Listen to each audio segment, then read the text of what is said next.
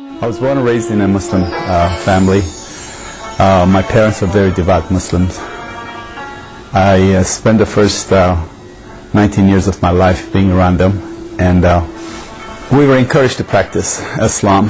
So like most of kids my own age, I tried to do the prayers, to learn all the phrases in Arabic. We studied the Quran for the 3 years of high school. We were taught to revere God, Allah, and we grew up believing that there was only one God, and He is the Creator. You get to heaven by your good deeds.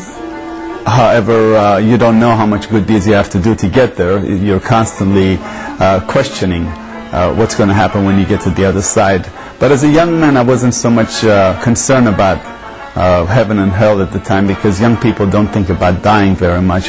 However, you do think about this God who we're raised to feel that if you're happy, He will sure find you and make you unhappy.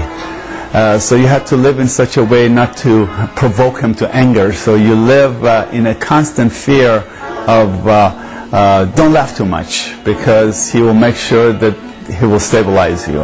And if you're sad, He'll make you happy. But mostly it's sadness that covers that part of my life that I remember. That being sad was a good thing. It's being happy that you started to question whether God was going to get you or not. Although it's unusual for a Muslim to pray directly to God, I would ask Him every night to make me angrier, and that helped me not to ever smile or laugh. Muslim families are very close-knit. Leaving your family is not an easy thing to do. So when I had to leave my family to go to school, that period of my life became the hardest time of my life. Education brings honor. The higher your education, the more honorable you are. And that's why majority of Muslim families have their kids in college, or they're insisting that they'll go to college. You have to have a degree pasted on the wall somewhere. I wanted to become an engineer. So when I left my parents, I went to college, and I wasn't doing well. My grades were very bad. As hard as I studied, I could not live up to the standard that the culture had made for me. Not my parents, but the culture. My poor parents really didn't care as long as I was happy, but I had put that upon myself. And the first 2 years being away from them was very, very hard time, to the point that because we come from shame-based culture, anything that creates shame needs to be removed so the honor can be restored. That's why you see parents killing their own children who have done something wrong, because they've brought dishonor on the family, so now they have to restore it by removing that which has created the dishonor. I was creating a dishonor for my family with my bad grades, and I hated myself, and I wanted to kill myself. I came to the point of the thought of dying was the most soothing thought I had. Very depressed and suicidal. I was too chicken to put a gun to my head or do something crazy, but if someone was to do that for me, I would have been very happy. Right around this time, I ran into a group of people who were very much different than everyone else I had met up to that point of my life. There are two things I always wanted: peace and joy. It wasn't so much the lifestyle was very radical than everyone else, but it was something that would emanate, that would just come out of them. And when I asked them, when I approached them, why is it that you're different than the rest of the people that I know? They said, it's because we've decided to follow Jesus Christ.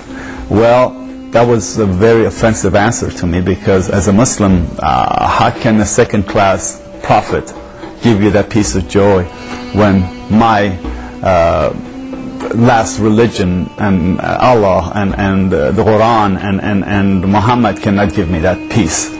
So I began to argue with them. But they never argued back with me. What they did instead, they loved me. They didn't know much about my background, so they allowed me to hang around with them. And I remember, as long as I was with them, I could feel the peace that was among them. But I would go home crying. This went on for a while, and until one of them invited me to their house one night for dinner. I had bought myself a motorcycle by that time, thinking that maybe I'll run into an accident and kill myself, and they wouldn't think that I deliberately did that.